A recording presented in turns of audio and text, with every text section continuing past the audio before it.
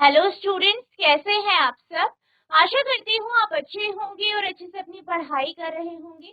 मैं मोनिका रावत आपका स्वागत करती हूँ आईसीटी वर्चुअल क्लासरूम देहरादून में। बच्चों, आज हम क्लास 11th का जो आपका सब्जेक्ट है फिजिक्स, उसका chapter motion in a plane को कंटिन्यू करेंगे। पिछले लेक्चर में हमने triangle law of vector addition और parallelogram law of vector addition पढ़ा था। हमने ये जाना था कि अगर आपके पास दो वेक्टर हैं, वो कुछ इस तरीके से हैं कि वो किसी समानांतर चतुर्भुज की दो भुजाओं को दर्शा रहे हैं, तो उस केस में आपका जो रिजल्टेंट होगा वो कितना होगा। ठीक है, तो हमने इसे निकाल लिया था। कितना आया था आपका? r बराबर under the root a square plus b square plus 2ab cos थीटा। इसके साथ साथ हमने जो फाई एंगल था, यानी जो आपका रिजल्टेंट है, उसकी दिशा भी निकाली थी, जो कि था आपका tan inverse b sin theta upon a plus b cos theta. ठीक, अब हम जो है बात करेंगे साइन और कोसाइन लॉ। ठीक है, यानी ज्या और कोज्या के नियम। ठीक है, साइन और कोसाइन के जो नियम होते हैं उनकी हम बात। यहाँ पर हम फिर से वही मान लेते हैं कि हमारे पास दो वेक्टर है, एक है वेक्टर a और एक है वेक्टर b। दोनों के बीच का जो एंगल है वो थीटा है, और ये कुछ इस तरीके से है कि एक समानांतर जो है चतुर्भुज की दो भुजाएं। ठीक, अब यहाँ पे से हमारे पास जो रिजल्टेंट आएगा वो इस पैरेललोग्राम का डायगोनल होगा। नाम दे देते हैं हम इसे पी क्यू आर एस। अब हम क्या करेंगे, यहाँ से एक लाइन खींचेंगे इस तरीके से, यहाँ पे 90 डिग्री एंगल हो जाएगा और ये है टी। ठीक, और ये एंगल हो गया आपका। ठीक, अब यहाँ पे ठीक है, इस जो ये डायग्राम है इसके माध्यम से हम जो है कोसाइन और साइन लॉ निकालेंगे। इसके साथ साथ आपको एक और काम करना है, एक आपको यहाँ से परपेंडिकुलर ड्रॉ करना है कुछ इस तरीके। ठीक है, इसे नाम दे दीजिए। ठीक, तो यहाँ पे ये आपका हो गया। ठीक, अब हम बात करते हैं, अब हम यहाँ पे बात करेंगे सबसे पहले कॉस के नियम। ठीक है, तो सबसे पहले आप इसकी थ्योरी लिख लीजिए। आप लिखेंगे, मान लें दो सदिश या वेक्टर a तथा b एक समानांतर चतुर्भुज की दो भुजाओं को दर्शा रहे हैं।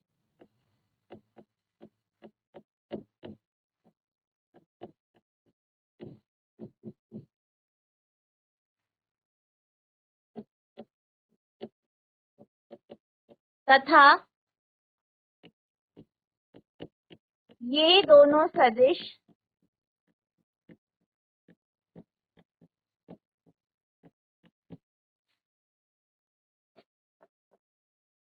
एक दूसरे के साथ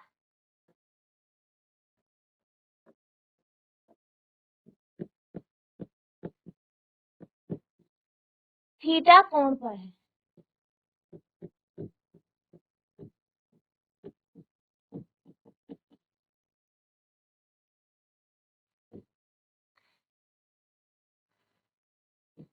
तथा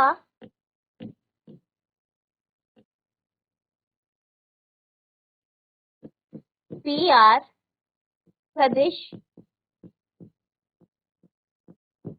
आर को दर्शा रहा है।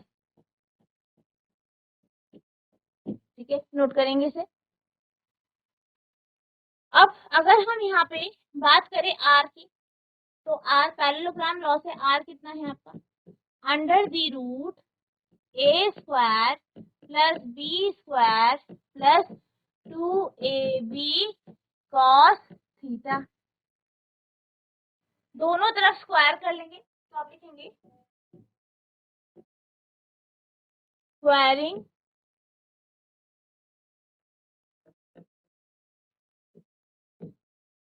both sides of the equation 1। तो ये हो जाएगा आर स्क्वायर बराबर A square plus B square plus 2ab cos theta. अब इसको आप लेफ्ट में ले आएंगे तो R square minus A square plus B square बराबर 2ab कॉस थीटा हो जाएगा। खोलेंगे तो R square minus A square minus B square बराबर 2ab कॉस थीटा। ठीक है, अब इसे आप डिनोमिनेटर में लाएंगे तो कॉस थीटा बराबर R square minus A square minus B square upon 2ab। तो ये आपके पास कॉस थीटा की वैल्यू है। तो यहाँ पे आपका ये कॉस का नियम आ गया है, क्या है, कॉस थीटा बराबर R square minus A square minus B square upon 2a। ठीक है, इसे आप नोट करेंगे।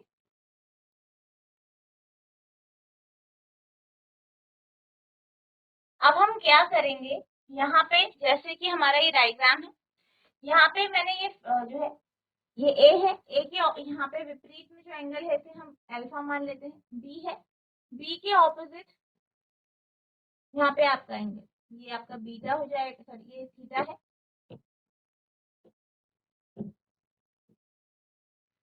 ठीक, और ये जो एंगल है इसे हम बीटा मान, ठीक है, तो आप इसे यहाँ पे नोट कर लीजिए। ठीक, अब हम बात करते हैं दो ट्राइंगल की। पहला है आपका R Q T, triangle R Q T, R T Q ले लेते हैं, are T Q.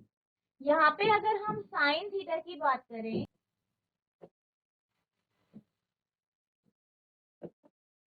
Sine theta की बात करें तो ये होगा आपका R T upon R Q, R T upon R. ठीक है, और आर क्यू क्या है आपका बी वेक्टर। ठीक, तो sine theta R T upon R Q होगा, आप जानते हैं, तो आप लिखेंगे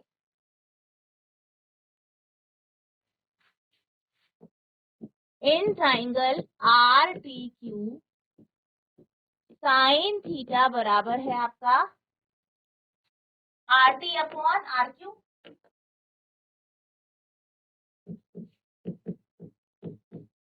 ठीक, अब यहाँ पे अगर हम बात करें आर क्यू की, तो आर क्यू कितना है आपका वेक्टर बी, तो यहाँ पे हो जाएगा आर टी बराबर बी साइन थीटा।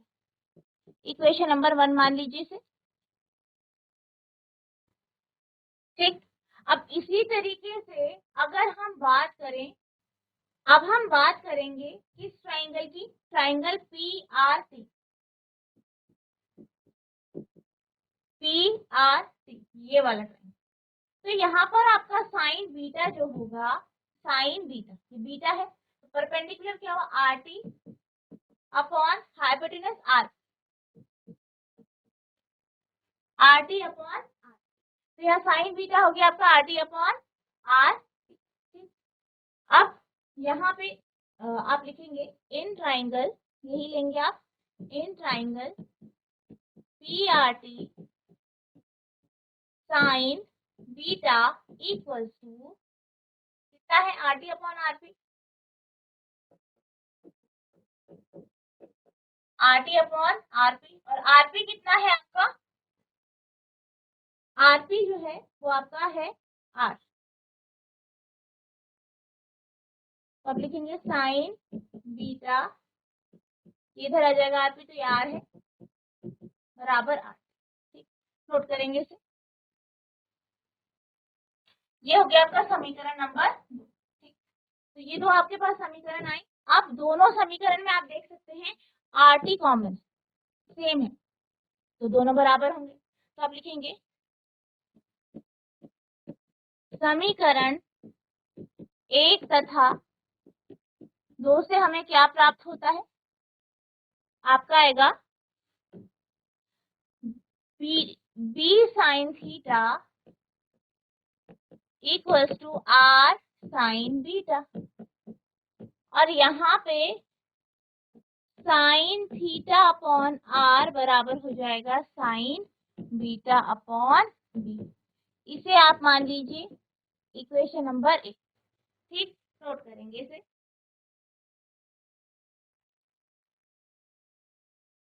ठीक, अब हम क्या करेंगे, अब हम लेंगे दो ट्राइंगल। कौन कौन से? अब हम लेंगे triangle Q R, Q U P और Q U R. Q U P और क्यू यू आर, तो सबसे पहले हम क्यू यू पी ले लेते हैं। तो अगर हम बात करें ट्राइंगल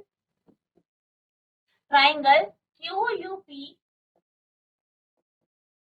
ठीक, तो यहाँ पे आपका जो साइन बीटा होगा ये बराबर होगा क्यू यू अपॉन क्यू। तो साइन बीटा बराबर Q U upon Q P है आपका वेक्टर ए। ठीक, तो ये आ जाएगा। तो आप लिखेंगे in triangle Q U P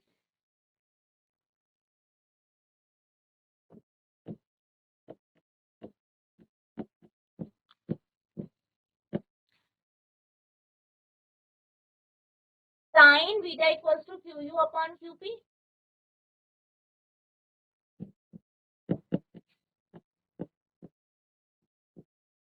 तो sine beta equals to Q U आप एज इट इज रख देंगे, तो क्या आ जाएगा आपका क्यू पी ए। ठीक है, तो यहाँ पे आ गया ए।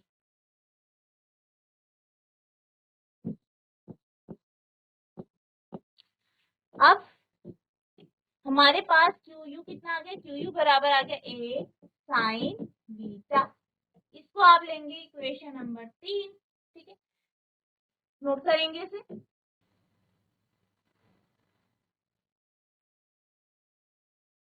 अब हम बात करेंगे ट्राइंगल क्यू यू आर। ठीक है, तो अब आप बात करेंगे in triangle Q U R. तो यहाँ पे आप साइन अल्फा का की वैल्यू निकालेंगे। यहाँ पे हम साइन अल्फा की वैल्यू निकालते हैं, देखते हैं क्या आती है।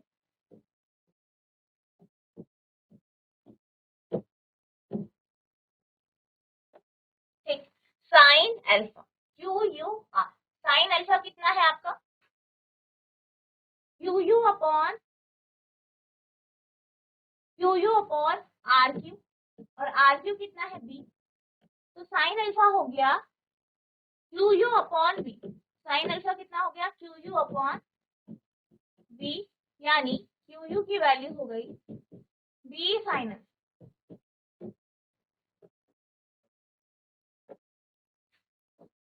फोर्थ इक्वेशन आ गई। अब थर्ड और फोर्थ से क्या मिलता है हमें, आप लिखेंगे फ्रॉम इक्वेशन 3 एंड 4, यानी समीकरण 3 और 4 से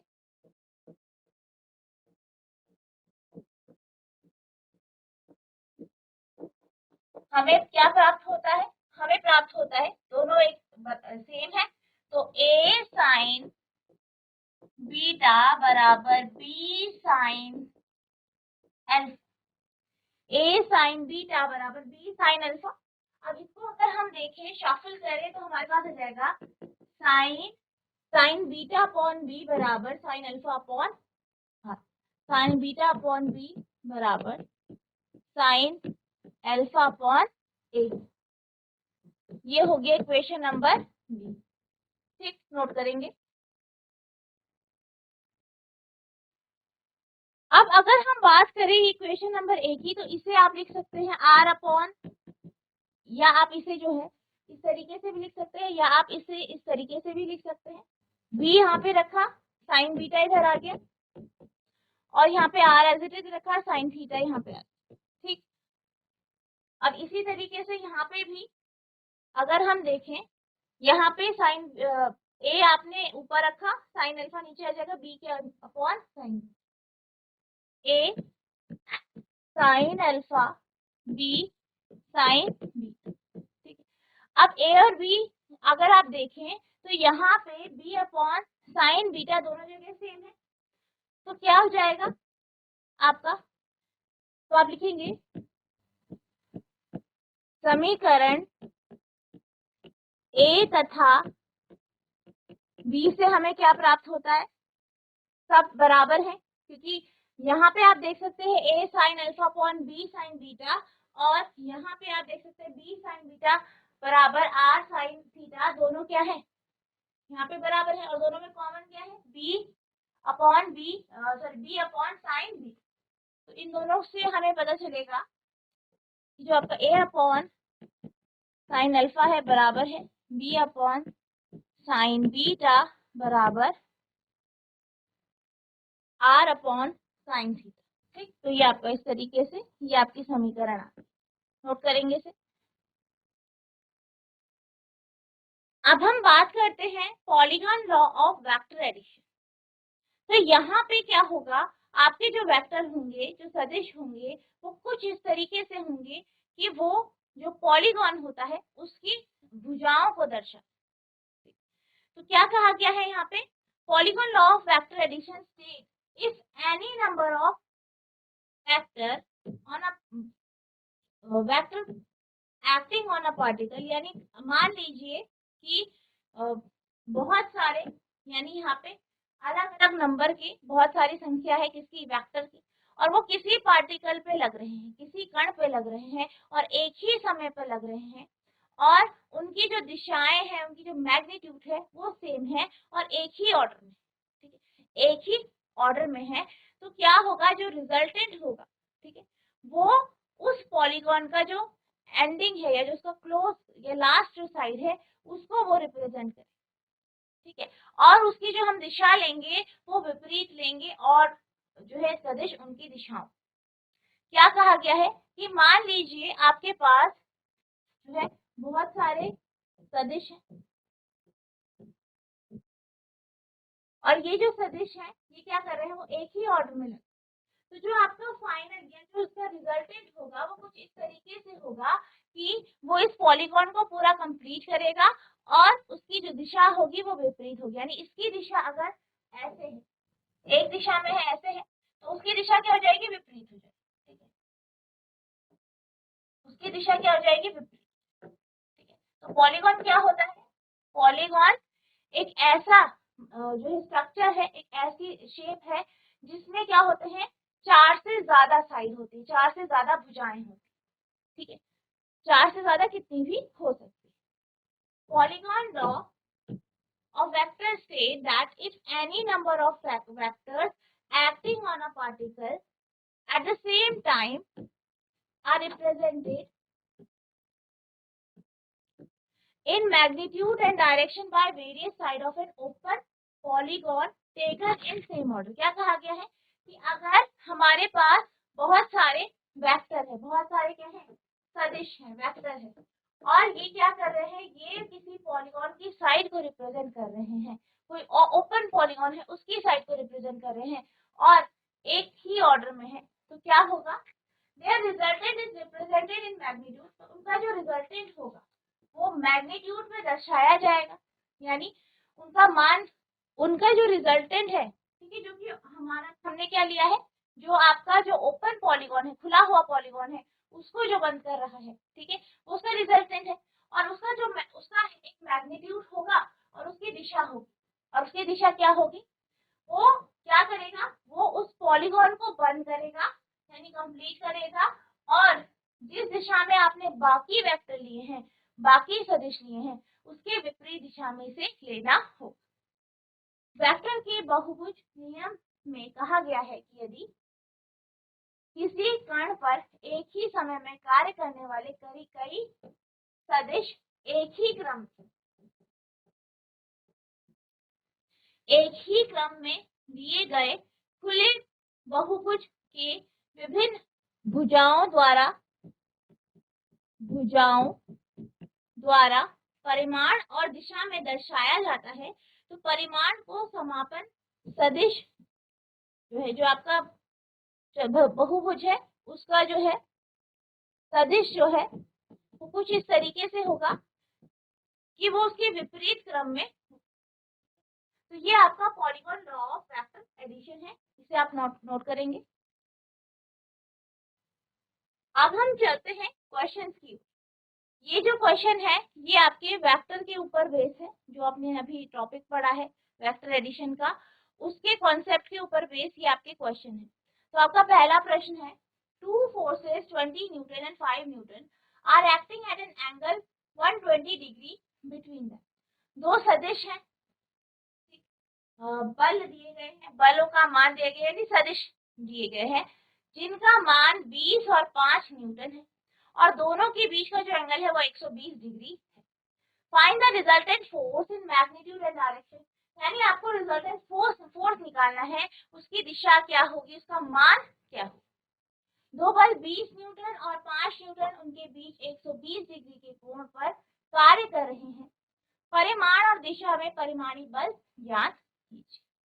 ठीक है, तो सबसे पहले जो इंफॉर्मेशन दी गई है उसे नोट कर लेते हैं। हम मान लेते हैं, मान लें कि जो आपका वेक्टर ए है वो 20 न्यूटन है और वेक्टर बी क्या है, 5 न्यूटन है, ये आपको दिया गया है। अब यहाँ पे आपको परिमाणी बल या रिजल्टेंट निकालना है। तो रिजल्टेंट का फॉर्मूला क्या होता है, आर बराबर under the root A square plus B square plus 2ab cos. ठीक, इसके साथ साथ हम थीटा का मान ले लेते हैं 120 डिग्री। ठीक, वैल्यू पुट करेंगे, आर बराबर अंडर दी रूट ए कितना है 20 का स्क्वायर, 5 का स्क्वायर, 2 इंटू ए है 20, 5 और ये हो गया कॉस 120 डिग्री। ठीक है, नोट करेंगे इसे। अब इसे सॉल्व करेंगे तो r बराबर अंडर दी रूट 20 का स्क्वायर है तो ये हो जाएगा 400, 5 का square 25, 2 into 20 into 5 into cos 120। तो कॉस 120 कितना होगा आपका,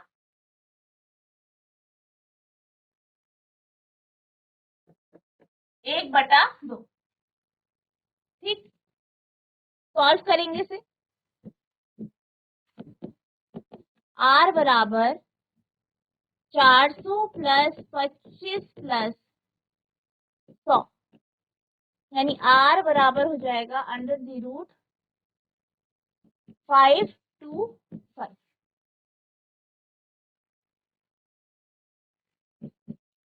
सॉल्व करेंगे 5 to 5 को।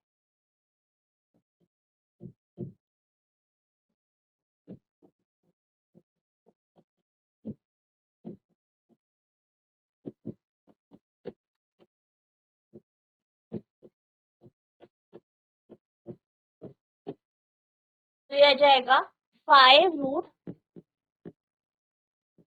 21 न्यूटन। तो ये आपका रिजल्टेंट आ गया है, यानी मैग्नीट्यूड आ गया। ठीक है, नोट कर क्या आया आपका, r बराबर 5 to 5, यानी r इक्वल्स टू 5 रूट 21। ठीक, तो ये आपका रिजल्टेंट आ गया है, r की वैल्यू यहाँ पे आ गई। ठीक, r की वैल्यू यहाँ पे आ गई। अब हम डायरेक्शन की यहाँ पे डायरेक्शन निकालेंगे, पहले आप इसे नोट कर लीजिए।